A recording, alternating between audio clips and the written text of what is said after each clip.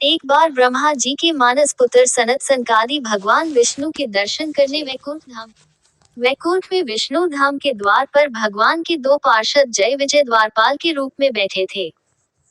इन दिगंबर साधुओं को देखकर पहले तो उन्हें हंसी आ गई, फिर पूछा, आप लोग कौन हैं? ऐसे नंग धड़ंग यहाँ कहाँ चले आ रहे हैं? उनकी बात का सनत ने बुरा नहीं माना, क्योंकि ये द्वारपाल थे और बिना पूरी जांच पड़ताल के कैसे अंदर जाने देते।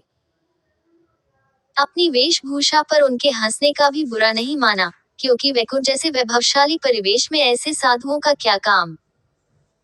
उनके प्रश्नों का उत्तर देते हुए उन्होंने कहा, हम सनत कुमार भगवान विष्णु के दर्शन करना चाहते हैं।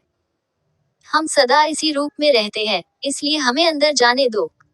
उद्धरण चिन्ह। मगर जय विजय नामक द्वारपालों ने सनत सनकादि को अंदर नहीं जाने दिया। इससे ऋषियों को क्रोध आ गया कि इन द्वारपालों को इतनी भी समझ नहीं कि ऋषियों साधुओं के साथ कैसा व्यवहार करना चाहिए।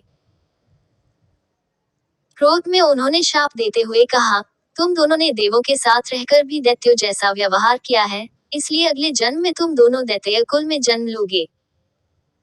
द्वार पर इस विवाद को सुनकर भगवान विष्णु स्वयं बाहर आ गए और सनत सनकादि को आदर से अंदर जाने को कहा। उधर जय विजय को दुखी देख भगवान विष्णु ने कारण पूछा तो उन्होंने अपने शाप की बात बताई। भगवान विष्णु ने कहा, उद्दंडता का फल तो तुम्हें भोगना ही पड़ेगा। असुर कुल में तुम्हारा अगला जन्म अवश्य होगा। इतनी चिंता मत करो। तुम मेरे पार्षद हो, इसलिए इसका पुण्य भी मिलेगा। मेरे द्वारा ही तुम्हें दैत्य योनि से मुक्ति मिलेगी। सनत सनकादि भगवान के दर्शन कर चले गए। जय विजय की मृत्यु होने पर उनका जन्म कश्यप ऋषि की पत्नी दिति के गर्भ से हुआ। दिति दैत्य कुलों की माता थी, अतः उसके गर्भ से जन्म लेने वाले जय विजय का नाम इस जन्म में हिरण्याक्ष और हिरण्यकशिपु हुआ। उन दोनों में प्रबल आसुरी शक्ति थी। उन्होंने अपने उत्पात द्वारा आसुरी शक्ति के बल पर आसुरी राज्य स्थापित किया। उन्होंने देवलोक पर भी आक्रमण कर देवताओं को भी त्रस्त कर रखा था। उन्होंने घोषणा की कि अब से उनके राज्य के सारे यज्ञ उनके ही नाम पर होंगे। देवों को कोई यज्ञ भाग नहीं मिलेगा। किसी भी देवी देवता या ईश्वर की पूजा आराधना के बजाय उनकी ही पूजा होगी। देवगण कभी यहाँ पहुंच ही न सके, इसलिए मैं पृथ्वी को ही पाताल में पहुंचा देता हूँ। यह निश्चय कर हिरण्याक्ष आसुरी शक्ति के बल पर पृथ्वी को रसातल में ले गया। इससे सारे ब्रह्मांड में उथल पुथल मच गई। सृष्टि का नियम भंग होने लगा। चतुर्दिक हाहाकार मच गया। ऋषियों मुनियों तथा देवताओं ने मिलकर विष्णु से प्रार्थना की, भगवान देखिए इन दो महापराक्रमी असुरों ने क्या किया। देवताओं का यज्ञ भाग छीना, पूजा पाठ, धार्मिक कर्मकांड समाप्त किए और अब तो समस्त भूमंडल को ही रसातल में ले गए। उठिए, कुछ करिए। ब्रह्मा की सृष्टि में बड़ा व्यवधान उपस्थित हो गया है। आप ऋषियों मुनियों तथा मानवों के रहने का स्थान बनाएं। पृथ्वी जल में डूब रही है, उसके उद्धार के लिए वैकुंठ का वास छोड़कर कोई अवतार लीजिए। उद्धरण चिन्ह। भगवान विष्णु ने देवताओं तथा ऋषियों को आश्वासन दिया, जब पृथ्वी पर पाप का भार ज्यादा हो जाता है तो उसके उद्धार के लिए मुझे अवतार लेना ही पड़ता है। आप लोग निश्चिंत होकर जाइए, मैं कुछ करता हूँ।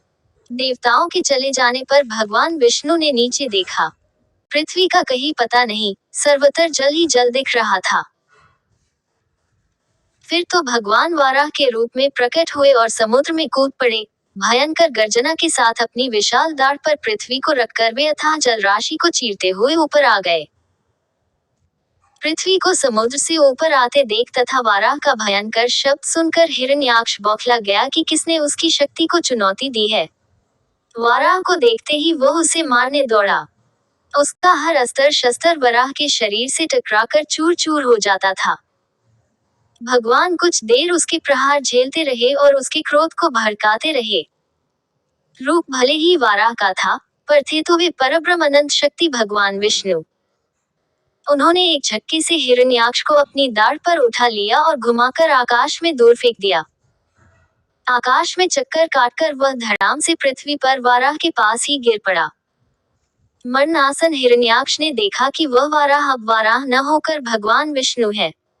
उसे अपना पूर्व जन्म याद हो आया। उसने भगवान के चरण पकड़ लिए और कहा, भगवान, पाप के शाप का आपने अंत कर दिया और अपने ही हाथों इस जन से मुक्ति दिलाई। मुझे तो मुक्ति मिली, पर मेरे भाई हिरण्यकशिपु का क्या होगा? उसे भी तो मुक्ति दीजिए।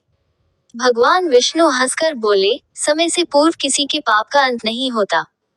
तुम्हारे भाई हिरण्यकशिपु के पाप का अभी अंत नहीं है। तुम्हारे अंत के लिए पृथ्वी कारण बनी। उसके अंत के लिए मुझे एक और अवतार लेना पड़ेगा। तुम्हारे लिए वाराह बनना पड़ा। उसके लिए नरसिंह रूप में अवतार लेकर उसका उद्धार करना पड़ेगा। भगवान विष्णु के ये शब्द सुनकर हिरण्याक्ष ने बड़ी शांति से अपने प्राण त्याग दिए।